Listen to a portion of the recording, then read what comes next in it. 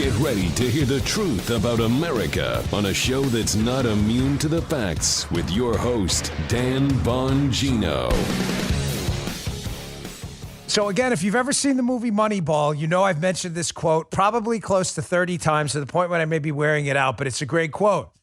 Movie Moneyball, the Brad Pitt character asks a scout about a hitter. He says, well, if he's a good hitter, then why doesn't he hit good? Okay. Well, I'll ask the question about these Maricopa County, Arizona voting machines. If they work so well, then why don't they work so well? Because Maricopa County seems to be having some issues with their machines. Got that. Got the Tucker Carlson story about the NSA, which is just exploding. The NSA can't seem to issue a categorical denial. Were you spying on Tucker or not? No, we weren't, haven't, and will not. They can't seem to say that. I got that. And also, I promise you, a really eye-opening story about what may have happened with Jim Comey in 2016. Stay tuned. That's going to require some setup. Today's show brought to you by ExpressVPN. For peace of mind online, get a VPN. Go to expressvpn.com/Bongino. Welcome to the Dan Bongino Show. Let's get right to it. I've got that. And at the end of the show, Guy, no matter what, I want to play this video. Don't let me forget. Of this Ohio Democrat having a childlike, I'm not kidding, childlike meltdown in their chamber because a bill was going to pass that was going to protect women and women's sports. I mean, a child. Joe, you saw it, right? Yeah. Oh, Nikita Khrushchev. Right? Am I exaggerating? Yeah. I mean, like a 5-year-old's meltdown. It's hilarious. All right, let's get to it. Today's show brought to you by ExpressVPN. Hey, a few decades ago, private citizens used to be that. Private. But what changed? The internet, social media, ScrewTube. Everything you browse, search for, everything's out there. Everything you watched or tweeted, it's all out there. Now imagine all of your web searches and all that data being crawled through, collected, and aggregated by third parties into a permanent public record of you. Come on, nobody wants that. I don't care how pristine your life has been. Having your private life exposed is something only celebrities used to worry about, not anymore. Everyone's online now. Everyone's a public figure. That's why I keep my data private when I go online. How? I use ExpressVPN. You know, there are hundreds of data brokers out there whose sole business is to buy and sell your data. The worst part, they don't have to tell you who they're selling it to or get your consent. One of these data points is your IP address. Data harvesters, they use that IP address. They connect it to you and your location. Not with ExpressVPN. My connection gets rerouted to an encrypted server and my IP address is masked. Every time I turn ExpressVPN on, I'm given a random IP address shared by other customers. They can't pinpoint me there. Makes it really difficult for third parties to identify me and to harvest my data. Super easy to use as well, no matter what device you're on, phone, laptop, smart TV. All you have to do is hit a button. That's it, and you're protected. So if you believe your data is your business, secure yourself today with the #1 rated VPN in the market. Go to expressvpn.com/Bongino and get 3 extra months for free. That's expressvpn.com/Bongino. Go to expressvpn.com/Bongino to learn more. All right, Joe, let's go. Hey, no joke, even though ExpressVPN, and this isn't part of their read at all, I'm not messing with you. You can put it in the search engine yourself. I was reading an article the other day about China, how China, is always peeping in on what their people are doing online. And it mentioned how ExpressVPN's had a lot of success in helping Chinese citizens circumvent the wall. I'm not kidding. You can check out I'm sorry, I don't have the name of the article here, but it's in there. Hey, a big thanks before I get into this Tucker Carlson thing. The launch of my payment processing platform to compete with Stripe that canceled Donald Trump. AlignPay.com, enormous success. Blew past our expectations. Thankfully, we had a big customer service team on hand yesterday. If you're using Stripe and you don't want to be canceled, you're taking a chance, come with us. We're a cancel-resistant. We fight cancel culture. AlignPay.com, AlignPay.com, AlignPay.com. Thank you all yesterday for being here for the big announcement. It was a monster day yesterday. All right, listen. This Tucker Carlson story is a big deal. Again, I don't have any inside info from Tucker. We don't, we work at Fox, but we don't work together. We're in different locations. But I'm increasingly growing concerned, folks, that we are turning into a massive surveillance state, no different than the Chinese Communist Party. You can take that for whatever it is. Hyperbole, I don't care. I'm not trying to impress people or cater to the Washington Post op-ed column. If the Tucker Carlson story, which he alleges that he's being spied on by the NSA, is true, then, folks, we are descending into Chinese Communist Party surveillance state madness at a rate even I didn't expect. And believe me, I'm a pessimist when it comes to the government.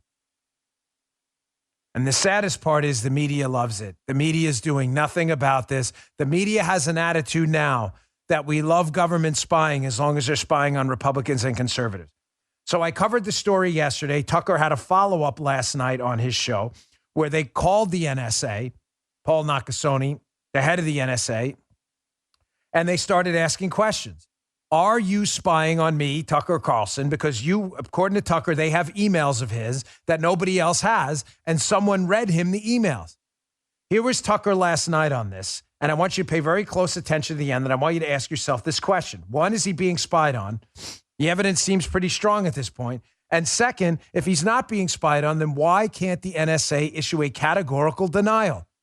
Check this out. Just minutes before air tonight, the NSA sent us an infuriatingly dishonest formal statement, an entire paragraph of lies written purely for the benefit of the intel community's lackeys at CNN and MSNBC, all those people they hire with the titles on the screen. They also tweeted it out a few minutes ago. Now, last night on the show, we made a very straightforward claim. NSA has read my private emails without my permission, period. That's what we said. Tonight's statement from the NSA does not deny that. Instead, it comes with this non sequitur. In part, quote, Tucker Carlson has never been an intelligence target of the agency. Okay, glad to know. But the question remains, did the Biden administration read my personal emails? That's the question that we asked directly to NSA officials when we spoke to them about 20 minutes ago in a very heated conversation. Did you read my emails? And again, they refused to say. Again and again. And then they refused even to explain why they couldn't answer that simple question. We can't tell you, and we won't tell you why we can't tell you. My emails. And the message was clear. We can do whatever we want. We can read your personal texts. We can read your personal emails. We can send veiled threats your way to brush you back if we don't like your politics. We can do anything. We're our own country, and there's literally nothing you can do about it. We're in charge. You're not. Folks, having worked inside the government as a GS 1811 federal agent myself, I can tell you my biggest fear is big government. No, I'm not kidding. Big, expansive, uncontrollable, non-civil liberties respecting government is my biggest fear, hands down. There's not even a silver medalist. If Tucker Carlson isn't being spied on by the NSA, then how is someone at the NSA reading his emails or a whistleblower reading his emails? How? I'm going to explain to you why and what I think is going on here. It's something I've addressed. Joe may remember this because we've been on it for a long time. It's something I've addressed now for probably close to 5 years because I know exactly what they're doing if this is happening and how they're doing it. In fairness to the NSA, let's put up their statement on the screen if you wouldn't mind. If you're watching on Rumble, you can read along at home, rumble.com/Bongino. I'll read it for you. The NSA issued this statement. On June 28th, Tucker Carlson alleged that the NSA had been monitoring electronic communications and planning to leak them in an attempt to take the show off the air. They say this allegation is untrue. Tucker Carlson has never been an intelligence target of the agency, and the NSA has never had any plans to try and take his program off the air. NSA, pay attention to this part. NSA has a foreign intelligence mission. We target foreign powers to generate insights on foreign activities that could harm the United States. With limited exceptions, e.g. an emergency, NSA may not target a U.S. citizen without a court order that explicitly authorizes the targeting. You may be reading this if you're a liberal probably or a media person who's fundamentally uncurious, and you may say to yourself, well, Dan, that sounds like a denial to me. Notice this line, though. Tucker Carlson has never been an intelligence target of the agency. And then it says NSA has a foreign intelligence mission. Well, Harmeet Dillon, who is a very talented lawyer and a friend, Harmeet Dillon was on with Tucker Carlson afterwards. She's a brilliant lawyer. And Harmeet Dillon explained a couple of things that, again, I've been talking about in this show for a long time. When I ran for office, ladies and gentlemen, you can look it up. It's not virtue signaling or, hey, look at me stuff. I hate that crap. When I ran for office as a Republican, I ran against the Patriot Act, despite the fact that George W. Bush, a Republican, was the one who signed the Patriot Act. I felt strongly at the time, and I feel today, that it has expanded government surveillance powers in a dangerous way through things like business records provisions that could be used to spy on anyone for pretty much any reason. I never liked the Patriot Act. Patriot Act gave the government powers it doesn't need. You want to spy on someone? Get a warrant. It's called the Fourth Amendment. It's not hard. Well, Harmeet Dillon talks about a couple things here. She mentions the 2-hop rule, or the hop rule, where when you're spying on someone in the NSA, not only you get their stuff overseas, but you can get people that they talk to and then people those people talk to. What's been called the 2-hop rule, the hop rule. So if I'm talking to Guy and I'm a target, they can target Guy and then whoever Guy talks to as well. Listen to Harmeet talk about that. And second, again, something we've mentioned for years now. I want you to listen to when she talks about this reverse targeting. How, yeah, the NSA said in its statement, we have a foreign intelligence mission. I'll tie this up for you in a minute. You're going to want to miss this. Well, what if you wanted to target Tucker and Tucker talked to someone in a foreign government and then you claim with air quotes, well, we're targeting foreign intelligence, the person Tucker talked to, but then you rope Tucker into it too. That's called reverse targeting. Listen to Harmeet Dillon eloquently explain this on Tucker's show last night. Check this out. If you are able to find out more information about this, I think what you're going to find is that you are being described as incidental. So the gathering of your information is going to be because they're really focusing on somebody else. But I want to really break that down. When you look at the Carter Page violations, for example, the lies to the FISA court, does anybody think that the national security apparatus was trying to find out Carter Page's activities and communications? No. The trick is, if they can get a surveillance order on an individual, what they're able to do is scoop up all of the communications of all of the people who reach out to that person, text them even without any predicate. And so that's really where it's at. Did you hear it? She just described what I've been warning you about for years. When you give these entities the ability to scoop up domestic data, they will use it. They will use it. This reverse targeting is a very big deal. Yes, the NSA has a foreign intelligence mission and an important one. But when in the realm of that foreign intelligence mission, they are scooping up data. When you give people that kind of data, access to it will be abused. If this example isn't strong enough, Guy and Joe, you got to stop me because it's important. The NSA, let's say you wanted to target Tucker Carlson. I'm not saying that happened here. I'm just giving you an example because it has happened in the Spygate case, and we know that. If you want to target Tucker, forget everything else.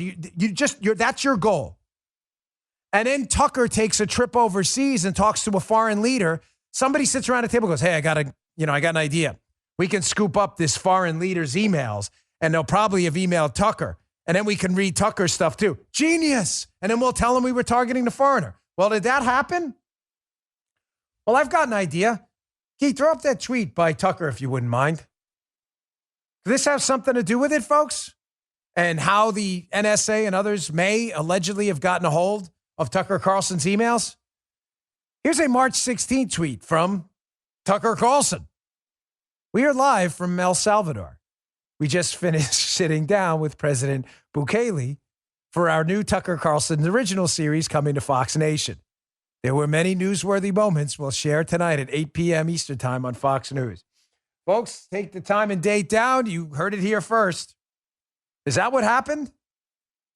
Was the NSA and other entities looking into Tucker Carlson and figured his conversation with a foreign leader in El Salvador off U.S. soil might be a perfect opportunity to get their mitts on Tucker's emails and communications? Somebody has them. Somebody read the emails and text to Tucker Carlson. And obviously, Tucker didn't send them to the NSA, and the recipient didn't either, according to Tucker's story. So how did they get them? Sounds familiar, dude. Yeah, Doesn't it, Joe? Sounds like the Spygate case you and I only talked about for 3 years with Carter Page, Mike Flynn, and others. My man. Oh, yeah, they were talking to Mike Flynn was talking to the Russian ambassador. But don't worry, we weren't listening to Flynn. We were listening to the Russian ambassador, and it was just an accident. It was incidental that we scooped up Mike Flynn. Joe, total accident. Total accident. How did we get Flynn? Oh, I don't know. I don't know. We were just listening to the Russian ambassador, and Flynn hopped on the phone. Right. It is. The intelligence. He was not an intelligence target. Can you put that up again? Put up the NSA statement again. Very carefully worded. Notice it doesn't say we have not read Tucker Carlson's emails. It doesn't say that. He's got it up on the screen again. It says Tucker has never been an intelligence target of the agency. Well, according to the agency and the FBI, either was Mike Flynn. Remember their statement? We weren't targeting Flynn. It was an accident. We were targeting the Russian ambassador. Oh, the language. Joe, how many times have we heard this story? We've heard this story before. Now you wonder why me as a former 1811 Fed myself, I'm terrified of this stuff. I've seen the power of the government up front, close and personal. Folks, you have the power to take someone's life and freedom away. Even the president doesn't have that power. This is a big deal. Are we abusing this stuff? Again, I don't know if Tucker's story is true. However, I do know if it was Brian Stelter making those allegations and the president was Trump, that this would be a front page story all over the globe. Guaranteed. Guaranteed. But because it's a conservative, nobody cares. Keep in mind, like I said, I have no relationship with Tucker. I've had like 2 conversations with him. This is not like, oh, you're just backing up your boy. He's not my boy. We barely know each other. If this story was about Tucker Carlson or Chuck Todd, I'd be covering it with the same intensity. Like I said, I don't speak with forked tongue. I ran for office against the Patriot Act. You can go listen to the tapes from 10 years ago. This isn't new to me. Not one of these fake virtue signaling, new pseudo-libertarians who all of a sudden, when it was Trump, they didn't like the Patriot Act, but they loved it before. I've been there on the ground in this fight for a long time. Did the NSA use one of Tucker's trips overseas to grab his emails? It's a serious question. We can't continue like this, folks. I'm going to say something here you may not like, but it's not up to me to say things people like. It's up to me to say things I think are true. It's time for dramatic solutions. I wrote a book about it. I'll suggest it again in this show. It is time for a dramatic reorganization of the entire federal law enforcement infrastructure. I mean, really, we have to break it down. I mean, a dramatic reorganization. We need, right now, in effect, a federal internal affair, not the inspector general. They are toothless. They do nothing. That Horowitz thing was a waste of time. I got an article about that later. It was a total waste of time. It got us nowhere. It is time for us to break these organizations down and to empower a full internal affairs type federal entity that has nothing to do with them. They're not inspectors general that have come from the Justice Department. They're not former FBI agents who still have friends over there. An internal affairs outlet where that has full power to investigate these other 2 entities because they're not afraid of anything. They're not. Nothing happens to them ever. Politicians are afraid of them. They're afraid of being spied on themselves. They investigate politicians. They investigated a sitting president. It is time for listen, the NYPD internal affairs wasn't even that great of a design because they were former cops who went over there. But I'm telling you, people were afraid of them. But what we were talking about is this reverse targeting thing and how I'm deeply concerned that we need this reorganization of our federal government because the FBI, DOJ, and these intelligence people in the NSA or elsewhere, if this story is true, clearly are not afraid of anyone. They're not. Look at this article from April of 2021 at the Daily Mail. Be in the show notes. FBI combed through the NSA's trove of Americans' communications without a warrant in its search for racially motivated violent extremists when it was already warned the practice was unconstitutional. Guys, ladies, this isn't hard. Do you understand the danger now of politicians designating people extremists and now giving the FBI access to this NSA trove of data? You understand how dangerous this is? Look at this from the piece. The FBI focused many of its warrantless searches, commonly referred to as backdoor queries, on suspected far-right domestic terrorists, the Daily Beast reported. So now anyone we designate a far-right domestic terrorist, whether they've been through a trial or not, all of a sudden can have a warrantless search done on their texts, their emails? Folks, what's the difference between us and China? I'm asking a serious question. What's the darn difference? Justice is dying, folks, right in front of our eyes, and we're watching it happen. All right, let me get to my second sponsor here today. Thanks for your patience. I appreciate it. And I got to talk more about this because there's another. Did you hear this Julian Assange story? Another one of these rogue Justice Department officials and the FBI just doing whatever they want. It's unforgivable. This is not a constitutional republic anymore. Hey, folks, you know I love Vincero watches, right? They're back. You know how important it is to look and feel your best, and they're here to keep you feeling good and looking good wherever you go. They create top-notch watches. I get a lot of compliments on them, and sunglasses. They're stylish, they're classy, and they just downright look good. They believe you deserve to look good no matter your budget. Vincero is the perfect solution to your everyday style needs. You've seen me wearing my Altitude S. This is my Chrono S with the blue face, another one of my favorites. I like to wear this one with the suit. It's a really sharp-looking one right there. In the office, on a date, anywhere in between, Vincero makes it so you don't have to choose between function, looks, and price. They're the best of all three worlds. Head on over to vincerocollective.com/Bongino and check out my favorite picks and take advantage of my special discount code while you shop. I love the watches. Like I said, the Altitude I like with jeans. This one I like with the suit, sport coat. This is the Chrono S, blue face, brown band, super sharp. Check that out. You're not going to get a better watch for the price. Every purchase comes with a 5-year warranty, comes automatically in a 365-day return policy, and it's a stress-free shopping with fair and honest prices. That's why Vincero has over 30,000 5-star reviews. They think you deserve the best, so their team in San Diego is always available to help you out if you need anything. Men's Journal recently called Vincero's watches beautiful, bold, classic designs, and the real deal. Look at that. The deal really is too good to pass up. Go to vincerocollective.com/Bongino and use my discount code Bongino. It'll be automatically applied at checkout.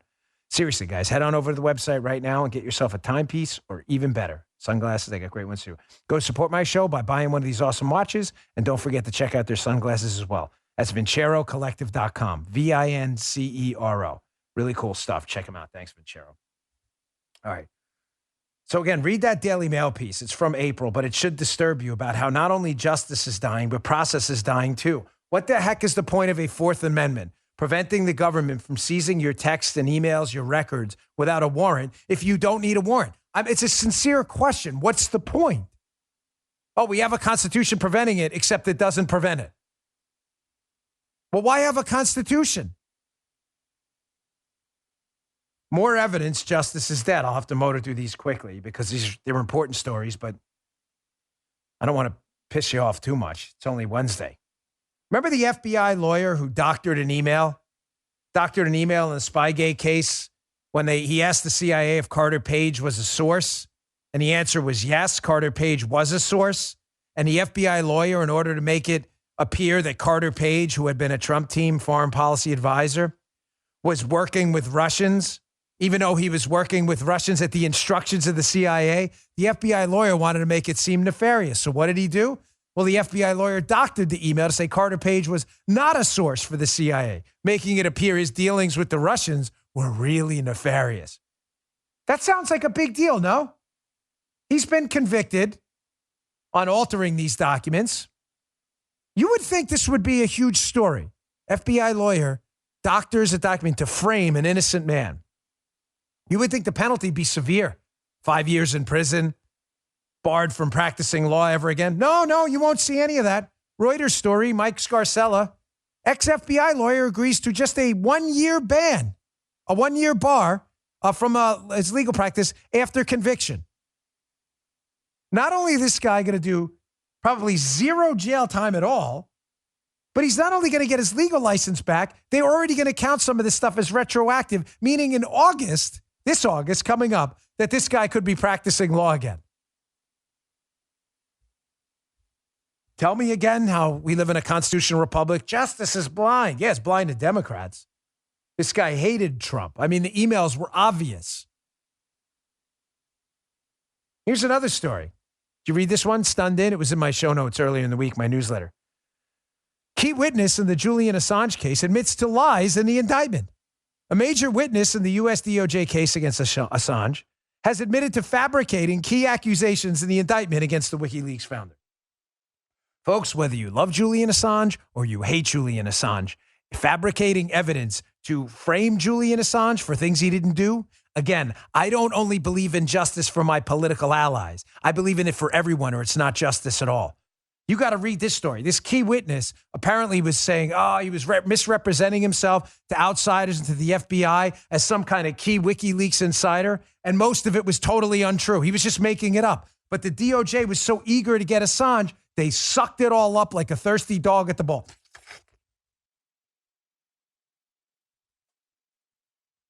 Got bitten alive by a mosquito yesterday in my own house. It was horrible. We left the door open. I have like 30, 40 mosquito bites. I'm not even kidding. You know what works for mosquito bites, by the way? Did you all ever try this? Really super hot water. I mean, well, you can't burn yourself, but hot as much as you can tolerate. It promotes like a massive histamine release, and you don't feel the need to itch. Works like a charm. Just don't burn yourself doing it. You got to put it works for me. I have them on my arms everywhere, all over the place. Mosquito got in my house. Those things are nasty, man. These Florida mosquitoes are they're like swimming. They're like flying sharks in the air. They drain like a gallon of blood from you every time.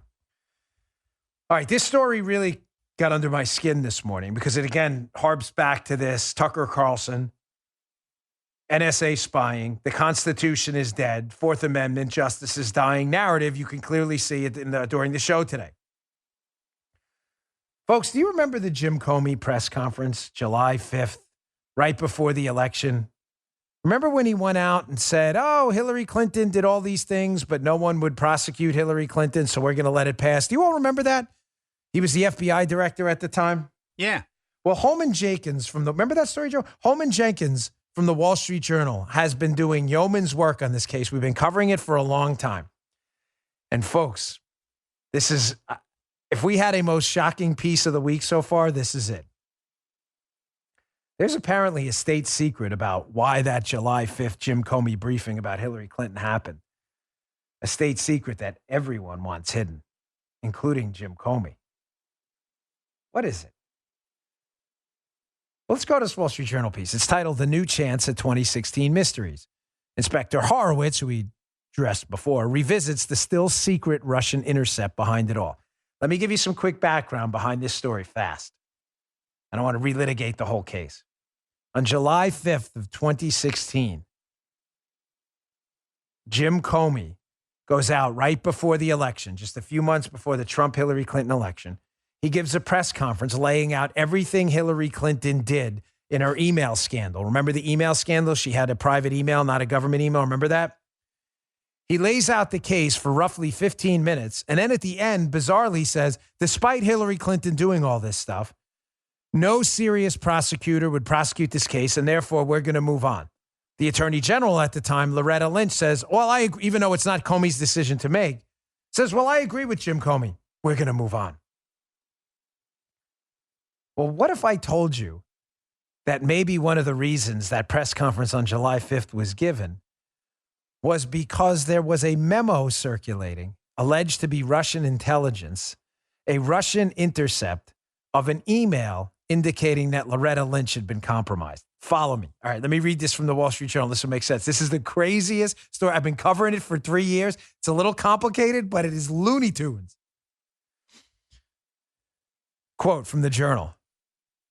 It revealed that Mr. Comey's unorthodox actions in the Hillary Clinton email case, they're talking about the briefing, were driven by an intercept that showed the Kremlin to be in possession of a Democratic email or memo that referred to a conversation in which Obama Attorney General Loretta Lynch allegedly promised she wouldn't let the Hillary investigation go too far.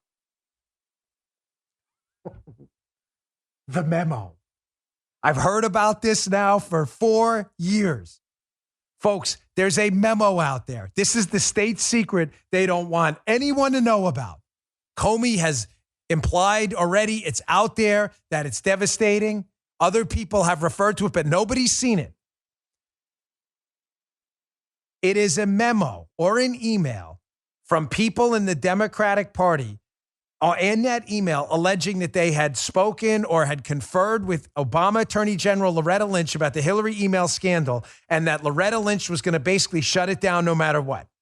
Supposedly, the Russians intercepted that email. Is everybody following on the show here? The Russians had that email. it somehow makes its way back to Comey. Now, there's only two possible scenarios. The email's real, and Loretta Lynch is involved in one of the biggest scandals of our time, making the Hillary Clinton email investigation go away right before the election. Or the email's fake, and it's Russian disinformation used to throw the election. What does that have to do with the July 5th briefing? Because it's alleged that Comey only gave that July 5th briefing to clear the air so the Russians wouldn't have blackmail material on Hillary Clinton later on. In other words, Jim Comey goes out on July 5th and puts out all the stuff in front of the public to see because he felt like Hillary Clinton was going to win no matter what. And he felt like it would be dangerous because the Russians would have blackmail material because they had this memo afterwards. So I'm just going to put all the stuff out there now. Does that make sense? Yeah. Well, the problem is that July 5th briefing about Hillary Clinton is widely believed to have contributed to Hillary Clinton's loss. And Jim Comey never forgot that. So was the investigation into Trump later just an excuse? One big excuse to justify Jim Comey's Hillary Clinton briefing to try to distract the media? Well, Holman Jenkins addresses that. Folks, if this memo is out there and it's real, it is the most explosive piece of information. It is the Rosetta Stone. Here, from the Journal piece. Were these strained pretexts for surveilling Carter Page really about trying to learn if the Trump campaign was in possession of the incriminating Democratic email or memo?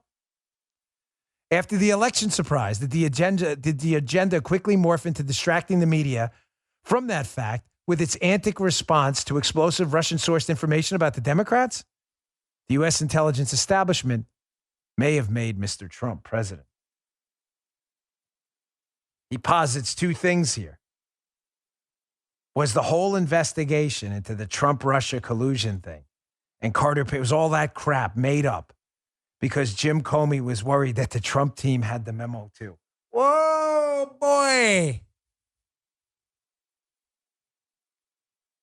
You hear that? That's kind of amazing, isn't it? Did Jim Comey think that the Trump team had this email or memo between Democratic operatives saying how Loretta Lynch was going to squash Hillary Clinton's email investigation to help her win? Were they investigating Trump just to find out if he had the memo? And was the whole thing afterwards, after Trump won, the continued collusion hoax, just a distraction to keep the media from asking the question about why Jim Comey did that July 5th brief? I want to see that memo. Everybody, ladies and gentlemen, is hiding it. Is it real or is it Russian disinformation? Because if it's real, we have one of the biggest scandals of our time. The acting attorney general squashing an investigation into Hillary to help her win. And if it's not real, Russian disinformation impacted the FBI director. He was influenced by Russian disinformation to give a press conference that may have cost Hillary Clinton the presidency. Now you see why they want that thing hidden? That story makes sense? No, Yeah. it doesn't. I can tell you. I, No, you got it? All right. yeah, man. He doesn't got it. He's pretending to have it. All right, I got to move on. Let me get to my third sponsor, Bravo Company Manufacturing. And I want to get to, I thought we're not allowed to question elections. Seems like that's happening in New York City right now. I thought we weren't allowed to do that. I guess if you're a Democrat, you're allowed. Folks, BCM, best company out there for life-saving equipment. What kind of life-saving equipment? The best rifles on the market. You want a professional product made in the USA to combat standards? Go to BCM. You want a sporting rifle? You got to go somewhere else. Sporting rifles are great. They're good stuff. That's not what BCM builds. They build life-saving equipment because they feel like their rifles, God forbid, will be able to be used one day by a citizen, law enforcement officer, or a soldier overseas. And if it does, quality's all that matter because that thing better darn well function, and BCM knows that. And it better function right. They build their products because they feel it's a moral responsibility of theirs as Americans to provide tools that will not fail when it's not just a paper target, but God forbid someone coming to do you harm. They make reliable, life-saving tools. Again, these aren't sporting rifles. These are the best in the business. The best in the business. I have two of them. I love these rifles. They are my go-tos every single time. Everyone in the firearms business I know swears by them. To learn more about Bravo Company Manufacturing, head on over today to BravoCompanyMFG.com. Discover more about their products, special offers. They have more, and they have news there too. That's Bravo Company You can also check out more about their products at YouTube, on YouTube at youtube.com/Bravo Company USA. Check them out, BravoCompanyMFG.com. Don't wait. Great, great, great rifles. Some of the best in the business. Okay. I love that story. Forgive me if it's too confusing, but I think it's one of the most important stories of our time.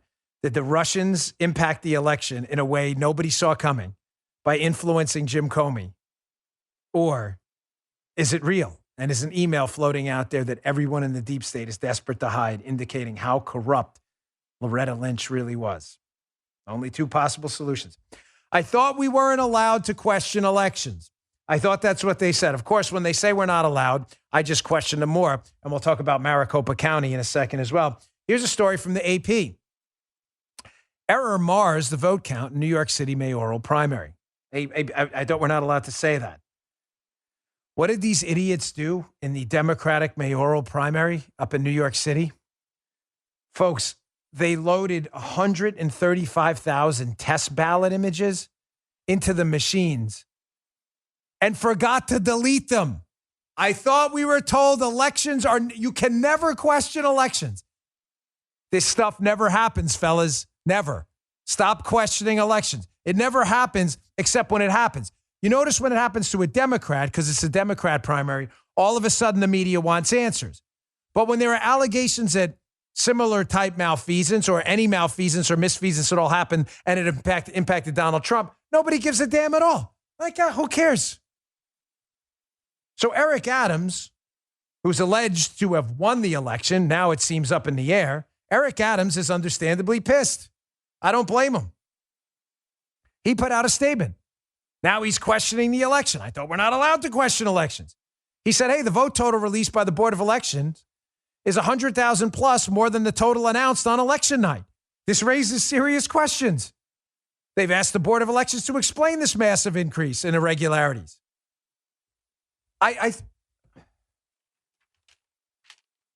Again, guys, I thought we're not allowed to do this. I thought we're not allowed. We're all just supposed to take it on fact that election officials never, ever make mistakes. But when it happens in the Democrat mayoral primary in New York City, it's A-OK. They loaded 100,000 plus test images, folks. They didn't delete them. I thought these people were infallible. They were omnipotent and omniscient at the same time. They were never to be questioned ever under any circumstances. I thought I heard that. Did you hear that? I heard that. Speaking of questioning elections, saw this article pop up at PJ Media yesterday. And I thought we're not allowed to question anything that happened in Arizona either. They're a conspiracy theorist. So if Maricopa County will go back to Moneyball, if he's a good hitter, why doesn't he hit good? If the voting machines are so great in Maricopa County, then why are they changing them? PJ Media's piece will be in my show notes today, my newsletter. Did Maricopa County officials just accidentally admit the voting machines can be compromised? Wait, well, I thought we were told these voting machines were infallible. And election officials, too, that they don't make mistakes. I thought we were told you're not allowed to question that stuff. So what's going on in Maricopa County, Arizona? Well, they announced they'll replace the voting machines that were subpoenaed during the forensic audit of the 2020 election, alleging concerns about safety and integrity? Huh. Joe, can I get a huh? Huh. I already got a gee, huh? That's interesting. I thought they were integritous and security-full. I like making up new words. I thought there was no questioning integrity or security. The integritiousness of the ballot was never to be questioned ever, neither the security. So if the voting machines were so great, then why weren't they so great? It goes on. The voters of Maricopa County can be rest assured the county will never use equipment that could pose a risk to free and fair elections. This is unbelievable. This is unbelievable.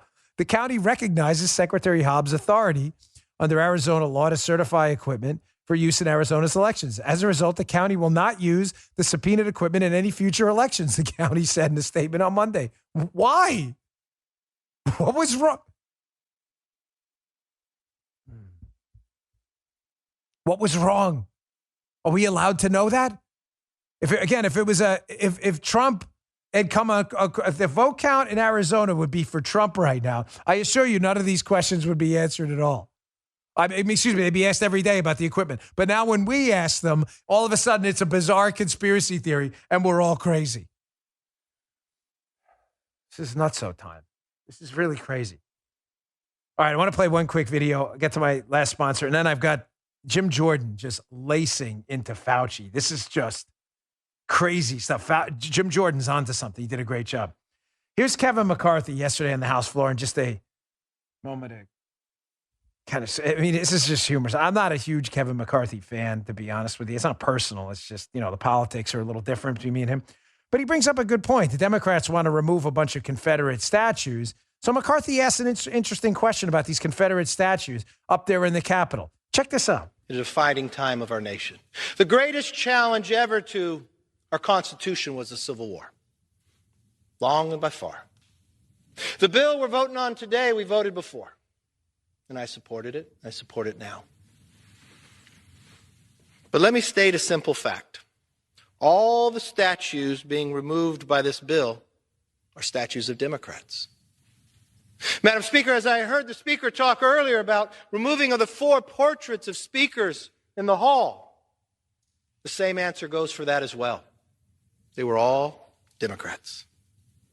I think we should reframe this argument, folks. You're going to remove statues. We should say we're removing statues of Democrats because that's what they all were, right?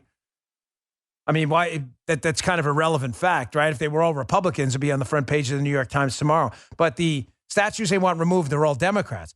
So why doesn't the Democrat Party change its name too? Why would you want to be associated with this historic mistake? As you all keep pumping up everyone's collective caboose across America, why would you want to be associated with that?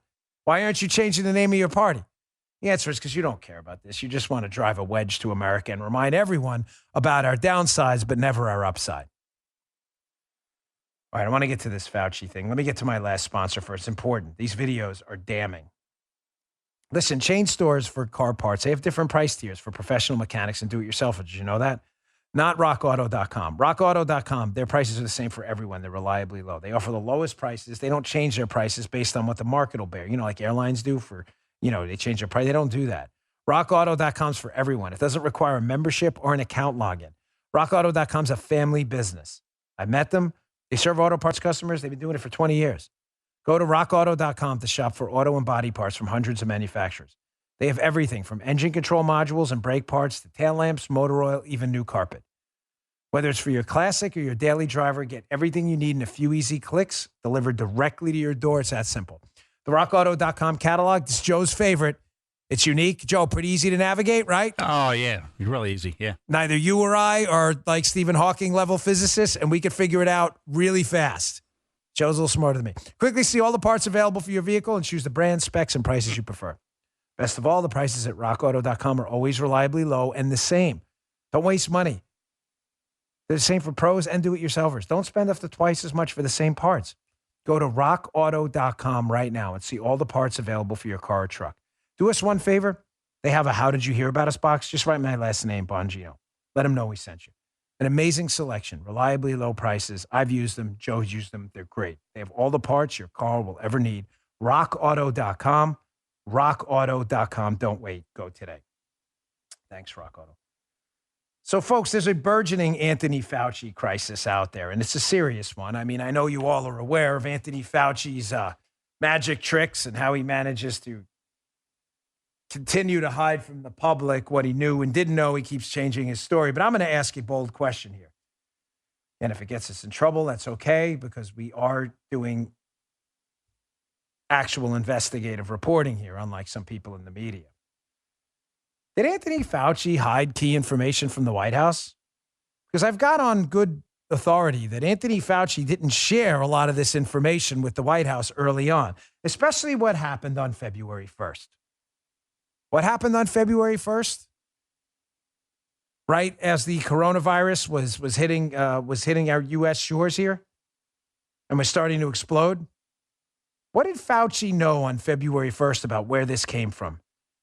Jim Jordan did a great job yesterday in a Capitol Hill hearing showing some Fauci emails, which I think clearly make the case that Fauci knew 5 things. It's It's not that long because it's only about a minute. But Fauci knew 5 things on February 1st that I'm getting from inside sources the White House didn't know. Check this out. So 13 hours after Dr. Fauci gets the initial email from Christian Anderson saying, looks like this virus is engineered, not consistent with evolutionary theory, Dr. Fauci knows some important facts. First, Dr. Fauci knows there's a lethal virus on the loose that started in Wuhan, China. Second, he knows the American taxpayers have funded gain-of-function research in Wuhan, China. Third, he knows that the research grant didn't go through the required oversight board. Fourth, he knows the virus, quote, looks engineered and, quote, not consistent with evolutionary theory. And finally, fifth, Dr. Fauci knows he may have ties to this work in China. His fingerprints, in fact, may be on this. Those emails are pretty clear. Those are very serious allegations there.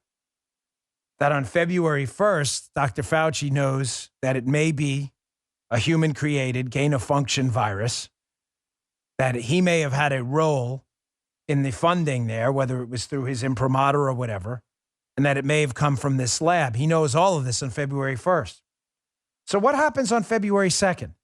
Well, there's a conference call with Dr. Fauci, and very few people in the White House know anything about this or are involved in this conference call at all. But there's a conference call on February 2nd, a day later, where it seems like it's a cleanup on aisle 4 operation. And they discuss in this conference call an article that's about to be written. Listen to Jim Jordan on what happened the next day after Fauci learned all those 5 things on February 1st. This is about February 2nd. Check this out. When the article is published, Dr. Fauci cites it at a White House press conference when he is asked by a reporter about the origin of the virus. Cites the very article he put in motion on the conference call, and he was allowed to edit. At the White House, where he's supposed to be giving the American people the truth, he references an article that he manufactured. Now, maybe I'm wrong about all this. Maybe it didn't work out this way. I think I'm right. Maybe it didn't work out this way. But it would have been nice, Mr. Chairman, if Dr. Fauci would come today and answer our questions. He could have come here and defend himself, but he didn't have the courage to do it. And you know who else who wouldn't come? Remember that email about the P3 framework? We invited Dr. Hassel to come too. He's the individual who chairs that oversight board. We invited him to come today too, and he wouldn't come. I'm convinced these guys knew right from the get-go what the truth was, and they misled the American people. Oh, here's the other thing. You know that conference call? We got the emails regarding the conference call from February 2nd. All these guys were emailing back and forth. They were on that conference call. Here's what we got on the FOIA request. Here's all their emails. Every single thing is redacted. Every single thing is redacted about what took place in that conference call, because I'm convinced it was at that conference call where they said, we got to cover our tracks.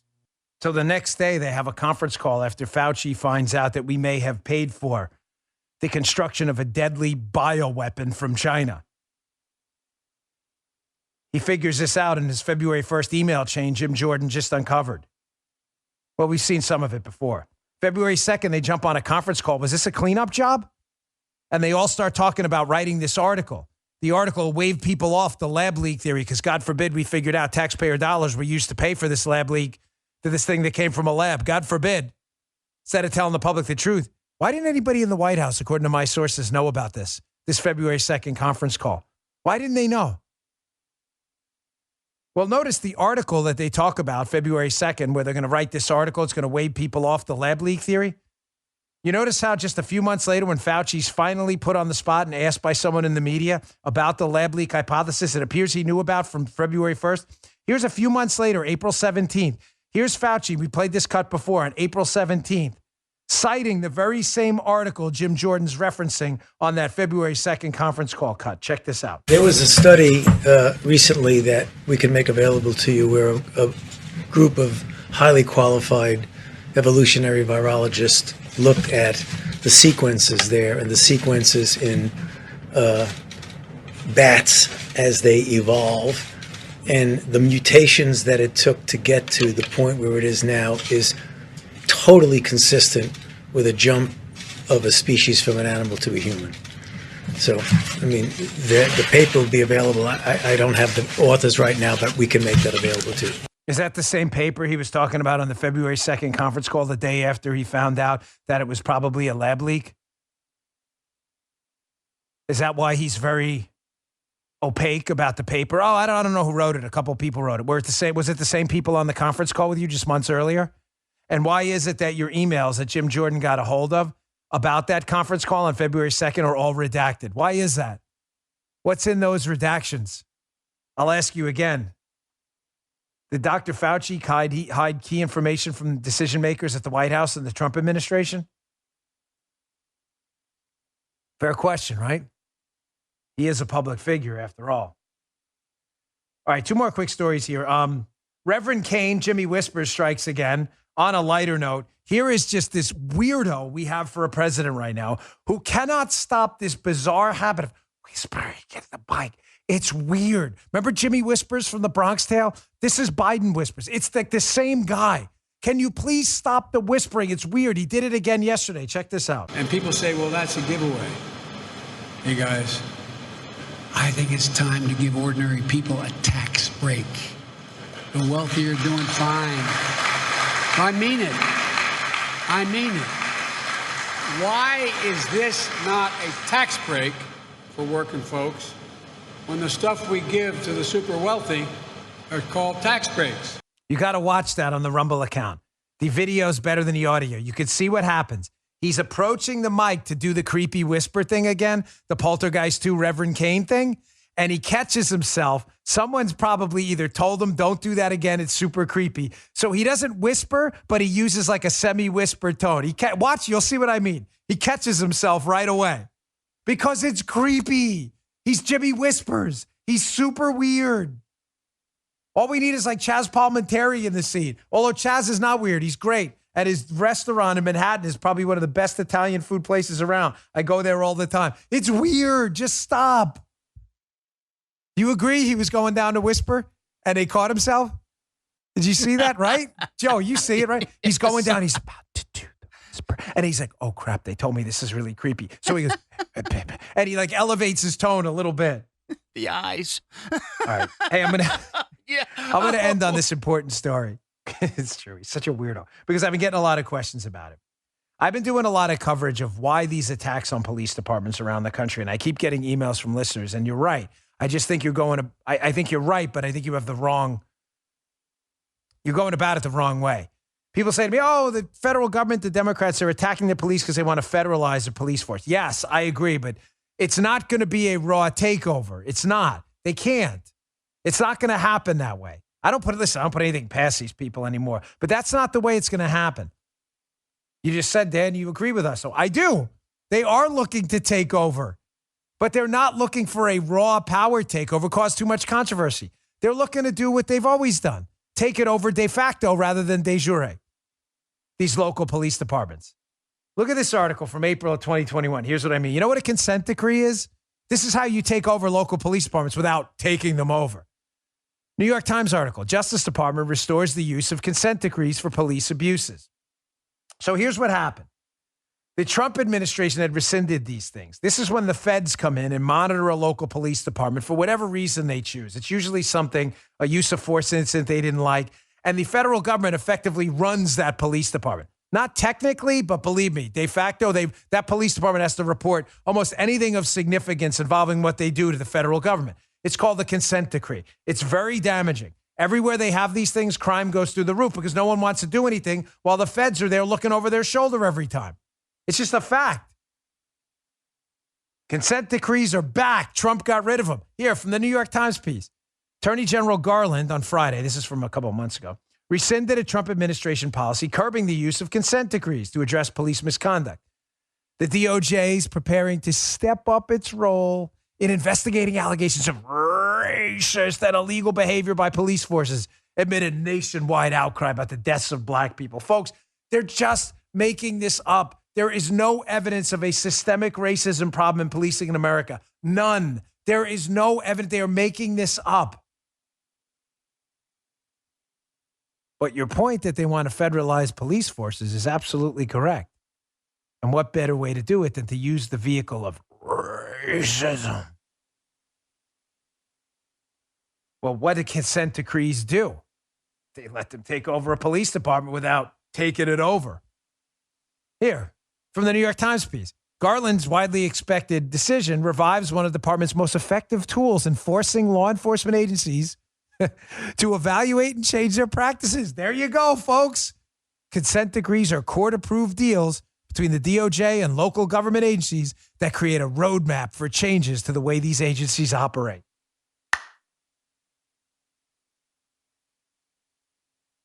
Yes, I agree with you 1,000%. They want to take over local police departments. I just don't agree with the mechanism. It's not going to be some raw takeover. There's not enough federal agents to do that. There's more NYPD cops than there are FBI agents in the entire country. There's only, 130,000 federal agents? There's probably 30,000 NYPD officers or close to it alone. There's probably another 10,000 on Long Island between Suffolk and Nassau County. There's not enough. They're not going to do that. Why would they need to? They could just do a consent decree and then they own it anyway. You read it. It's right there in the New York Times. And they're going to use race. That's what they always use. It's their weapon. All right, I promised I'd get to it. So this video, if this doesn't make you laugh at how pathetic and petty, how the biggest losers on the planet always seem to get elected to public office, it's incredible. So here's this woman. She's a Republican. She's speaking out very passionately about the need to protect women's sports. She's doing a good job in the Ohio State House. And I want you to listen to the sound in the background. I'm going to play her first. And I'm going to play this dope in the background, this Democrat, having a romper room-like, childlike temper tantrum like you've never seen before. Check this out. The chair has the amendment. The amendment appears to be in order. The representative may proceed. Wonderful. The Save Women's Sports Act is a fairness issue for women to be able to achieve their dreams in athletics in our state. And is crucial to preserving women's rights and the integrity of women's and girls' sports. Across our country, female athletes are currently losing scholarships, opportunities, medals, education, and training opportunities. This amendment will require schools that are part of the OHSAA to designate separate teams for participants of the biological sex. No school interscholastic conference or organization that regulates interscholastics shall permit biological males to participate on athletic team or an athletic competition designated only for biological female participants. You believe this? Now I want you to watch this clown. What's his name? Skindell? Some Skindell guy, this Democrat lawmaker in the background, having the temper tantrum in the back. This is hilarious. Look at this imbecile. Check this out.